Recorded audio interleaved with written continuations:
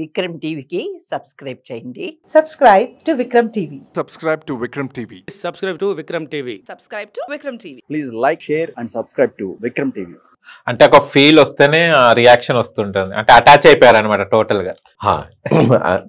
It is point ఏంటంటే in any work place, any నాకు తెలిసిన నా గురువులు చెప్పిన ప్రకారంగా, నా అనుభూతి ప్రకారంగా, if you want to become a great artist you need to create the weather. ఆ ఎన్విరాన్మెంట్ అక్కడ సబ్జెక్ట్ ఉన్నా లేకున్నా గొప్ప 5 యాక్టర్స్ ఉంటారండి. 5 రకాలుగా ఉంటారు. వాడు first non actor, second bad actor, third actor, fourth good actor, fifth great actor. So great actor, good actor, great యాక్టర్గా అంటే సబ్జెక్ట్ లేకున్నా కానీ you will create a environment. So luck ఏంటంటే నాకు మైమ్ అనే ఉండడం వల్ల ఏమీ లేని ప్లేస్లో how to create a environment, ఆ అవకాశాన్ని డైరెక్టర్ మనకు కల్పించారనుకోండి, అంతకంటే ఇంకా పండుగ ఉండదు. సో సబ్జెక్ట్ కూడా మనకు కుదిరింది అనుకోండి, దానికి సపోర్ట్ చేసేటువంటి టెక్నీషియన్స్, కెమెరామెన్, దానికి షూట్ అయిన తర్వాత దానికి తగ్గట్టుగా మ్యూజిక్ దొరికింది అనుకోండి, ఈ సినిమా అంటేనే ఇట్ ఈజ్ ఏ కాంబినేషన్. ఇది group work, not single work. So ఏదైనా పండాలంటే ఎంత మహత్తున్నా కానీ ఒక్కడు వేస్ట్ చేసినా మొత్తం పాడైపోతుంది. సో అందరూ టాలెంట్స్ కలిస్తేనే ఒక అద్భుతం జరుగుతుంది. సో ఇది జరగడానికి కారణం ఏ ఒక్కరు కాదు, అందరూ. కానీ మీరు ప్రియదర్శిని అడుగుతారు కదా, 500 పైసలు అడుగుతున్నప్పుడు చిల్లర అడుగుతారు కదా, కొంచెం అది మొహమాటం అనిపిస్తుంది. అంటే ఒక బాబాయ్ కొడుకుని అడగడం, అది నిజంగా జరుగుతుంటాయి కొన్ని కొన్ని ఇళ్ళ. అది నిజంగా పండించారా అసలు, అడుగుతున్నారా అన్నట్టు. దీనికి చిన్న కథ ఉంది, ఇది of, but I want to say simple. నేను ఇరిటేట్ అయ్యా సబ్జెక్ట్ షూట్ చేయడానికి, ఎందుకంటే లైన్స్ 4 ఉన్నాయి. ఇప్పుడు యాజ్ అన్ యాక్టర్గా ప్రూవ్ చేసుకోవాలనుకుంటారు, నాకు వచ్చింది ఇంతే. సో విషయం లోపల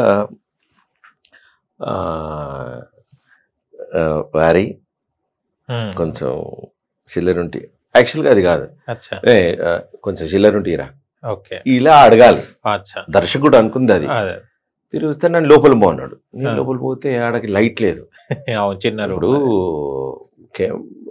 director you should be put on light, మీద లైట్ లేదు, అది పెద్ద స్క్రీన్ మీద కనబడుతుంది అని అన్నాడు. ఇప్పుడే కనబడింది, అక్కడేంది కనబడుతుందా అంటే డిఓపి వేణు, అది మనం పెంచుకోవచ్చు లేని సార్ అని నన్ను సంజాయించే ప్రయత్నం చేసిన. నా తర్వాత ఎవరు వస్తారంటే హీరోయిన్ వస్తుంది, ఆవిడ లైట్లో ఉంది. సో నేను చెప్పే ఎక్స్ప్రెషన్ ఉన్నదే ఒకటే లైన్, దాంట్లో నేనే కనబడతలేను. ఇక నేను ఎందుకు వచ్చేందుకు, నేను యాక్టింగ్ చేసుకుని నేను జూనియర్ ఆర్టిస్ట్ నా, I was literally irritated. But how to take advantage అనే థాట్ వచ్చి అప్పుడు I improvised. Then I mood inside. అడిగేట అప్పుడు ఆ టైంలో ఈవిడ ఎడిట్ చేయలేడు, పాడు చేయలేడు. సో దెన్ అప్పుడు అతని ఫేజ్ పడుతుంది. చెప్పే అది బావాళ్ళు వచ్చిన కొంచెం చిల్లర ఉంటే అని మాడ్యులేషన్ చేంజ్ చేసిన. So I took the length. So ఆ మొమాటాన్ని చూపించే అవకాశాన్ని ఆ పరిస్థితులు నాకు కల్పించినాయి, కానీ బాగా వచ్చింది అది. సో అప్పుడు దాకా నేను వచ్చినప్పుడు ఇంకొకడు ఎవడో వచ్చిండు అనుకుంటారు, ఈ సీన్ రాగానే ఇదేంది ఇదొక క్యారెక్టర్ అనే అసలు కలరే మారిపోతుంది. సో అంటే ఆర్టిస్ట్కి ఇది ఎందుకు ఎక్స్ప్లెయిన్ చేస్తున్నానంటే అన్నీ మనకు అనుకూలంగా ఉండవు. సో అనుకూలం లేనప్పుడు ఛాలెంజింగ్గా మనం దాన్ని పట్టుకుంటే మీరు ఇప్పుడు ఎందుకు గుర్తు చేసినారు, సో అలాంటి పండుతాయని నాకు లేటర్ ఐ రియలైజ్డ్. కానీ ఈ మూవీలో చూస్తే కనుక ఒక బొక్క కోసం కూడా గొడవ జరుగుతుంది, అండ్ జరగడం అనేది కూడా ఇది కూడా ఇలాంటి స్టోరీస్ కూడా జరుగుతాయి అన్నట్టు చిన్న చిన్నకి చాలా సంవత్సరాల నుంచి మాట్లాడుకోవడం అనేది ఈ మూవీలో చూడడం జరిగింది. ఆ సీన్ అసలు ఏంటిది, ఇప్పుడు పడనప్పుడు నచ్చినప్పుడు ఏది నచ్చదు, చిన్నదానికి కూడా ఇరిటేట్ అవుతాను. నన్నే చూస్తే నా ముందు అట్లే కాలు మీద కాలేసుకుంటావా, ఇవన్నీ అంటే కాలు మీద కాలు. ఇప్పుడు ఇవన్నీ ఈగోకి సంబంధించింది. అతని లోపల ఈగో ట్రిగర్ అయింది. ట్రిగర్ అయినప్పుడు ఏదో ఒక విషయం అది బ్లాస్ట్ అయింది. అదే ఆ చిన్న విషయం ముందు నాకు ఇస్తావా వాడికి ఇస్తావా అని కూడా అంటారు. అవును, చాయ్ ఇచ్చినప్పుడు నాకు ముందు ఇవ్వాలి, వాడికి ఎందుకు ఇచ్చినావు, మర్యాద లేదా అంటే పాయింట్ ఏంటంటే గొడవ పడడానికి ఒక రీజన్. అంతేగాని ముక్కకు బొక్క అవి కావు కానీ reasons. మీ చెల్లె మాత్రం అన్నలకు వేసింది, తర్వాత నాకు తొట్లాడితే కూడా దొరకలేదు ఇది మామూలుగా కదా. ఇళ్లలో ఊరికే జరుగుతాయి. దానికి కూడా అనుకుంటారా అనేది ఉంటది, సరదా ఇవన్నీ జరుగుతాయి. కానీ అది చాలా మనసుకు హత్తుకున్నదండి ఆ సీన్ కూడా. అది చాలా ఏముంది నేను రేపు నా డైలాగ్ ఉంటుంది కదా, అదే. ఏముంది నేను రేపు వెళ్ళి కిలో బొక్కలు తీసుకొస్తా వచ్చిన మురళి గారు కూడా యాక్టింగ్ చాలా బాగా చేశారు. ఆ డీజే టిల్ తర్వాత ఎస్ అండ్ బలగం 2 పడ్డేసరికి అతను చాలా ముందుకు వెళ్ళిపోయినాడు. నేను తను ఫస్ట్ సినిమా తనది రూల్ అని మూవీ చేశాం. నేను ఆయన సీఎం, నేను పిఏగా. ఆకాశవాణి సినిమాలో తను నాకు తన ఈ ఫోటో ఎవరో తెలుసా అని అన్నాడు. ఎవరండి అనండి, చూడండి అన్న సీన్ చూపించినాడు.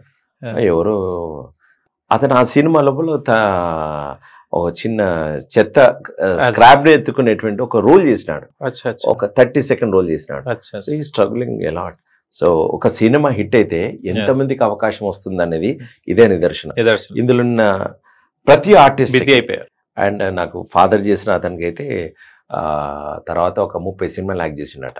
తర్వాత సన్మానాలకి అనేకం వచ్చినాయని చెప్పినారు. అంతే నాకే లిటరల్ గా మా కాలనీ వాళ్ళు సన్మానం చేశారు. Nearly 30,000 rupees they donated me, because అందరు షాల్స్ వేస్తే నిండిపోయినాయి.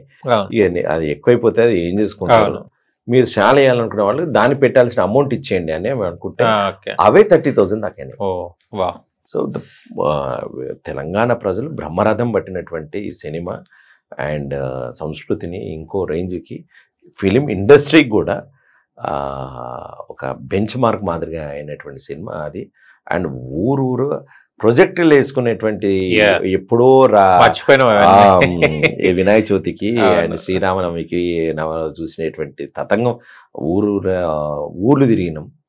అండ్ అలాంటి cinema and nearly 120 above international awards వచ్చినాయి ఆ సినిమాకి.